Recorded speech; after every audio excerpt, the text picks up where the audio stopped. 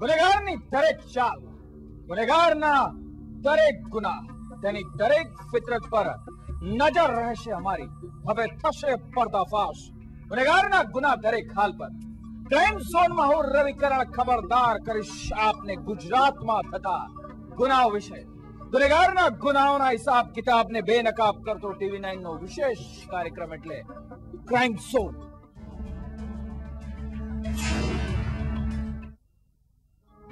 Crime ઝોનમાં આગળ વધીએ તે પહેલા નજર કરીએ આજે કયા ગુનાઓ પરથી થશે પર્દાફાશ. અમદાવાદમાં એક પિતાએ જ કર્યો પોતાની 9 વર્ષની સાવકી પુત્રી પર બળાત્કાર. અને ભરૂચમાં મિત્ર પર મિત્રના ખૂનનો આરોપ. અપહરણ બાદ ખૂન કર્યો હોવાની પોલીસની શંકા.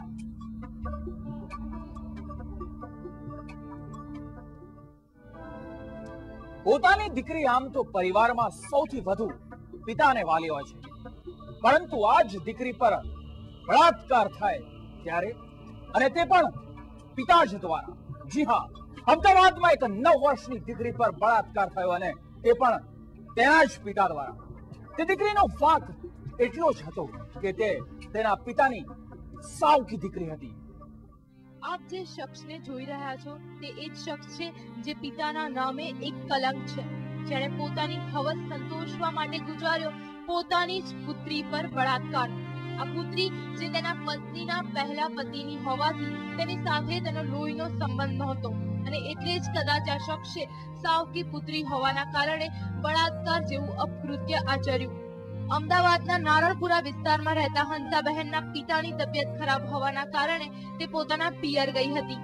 ભણવાનું ન બગડે એટલા માટે પોતાની 9 વર્ષની પુત્રીને તેઓ સાથે નહોતા લઈ ગયા, અને પોતાની દીકરીને તેઓ તેના પતિની પાસે રાખીને ગયા હતા. એકલતાનો લાભ ઉઠાવીને તેને સાવકી પણ પોતાની જ પુત્રી પર નજર બગાડી. એ 9 વર્ષની માસૂમ કિશોરી હંસાબહેનના પહેલા પતિની દીકરી હતી, અને એટલે જ કદાચ અશોકે તેની પર નજર બગાડી. એક વાર નહીં પણ બે વાર તેના પર તેણે બળાત્કાર ગુજાર્યો. અને જ્યારે અશોકને આ વાત પૂછવામાં આવી ત્યારે તેણે આ વાતને તદ્દન નકારી કાઢી, અને પોતાની પત્ની તેના પર ખોટા આક્ષેપો લગાડી રહી છે તેવું તેણે કહ્યું.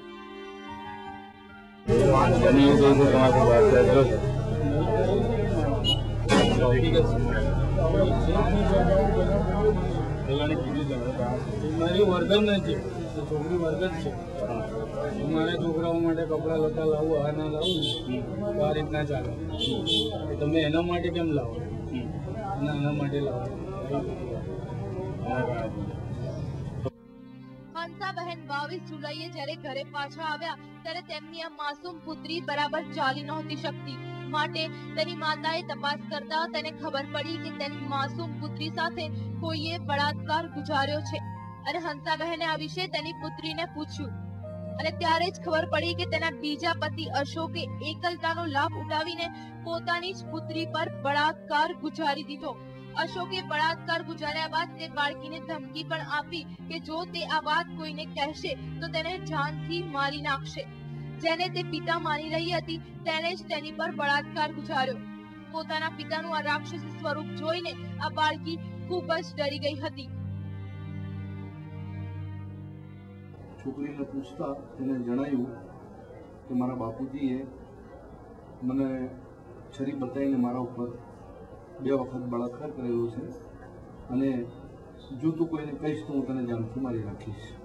એ રીતની ધમકી આપી છે, જે બાબતની ફરિયાદ અત્યારે નારણપુરા પોલીસ સ્ટેશનમાં દાખલ થયેલી છે. પોલીસમાં ફરિયાદ કરી હોવાથી પોલીસે હાલ તો અશોકભાઈને પકડીને જેલ હવાલે કરી દીધા છે. પણ અશોકભાઈ પોતાની પત્ની તેમજ પુત્રી તેમના પર ખોટા આક્ષેપો કરી રહ્યા છે, અને તે નિર્દોષ છે તેવું કહી રહ્યા છે. તેઓ કહી રહ્યા છે તેણે આવું કોઈ જ અપકૃત્ય કર્યું નથી. શું ખરેખર અશોક નિર્દોષ છે? શું અશોકે જ તેની પુત્રી પર બળાત્કાર ગુજાર્યો છે, કે પછી અશોક નાટક કરી રહ્યો છે નિર્દોષ હોવાનું? કોણ છે સાચું?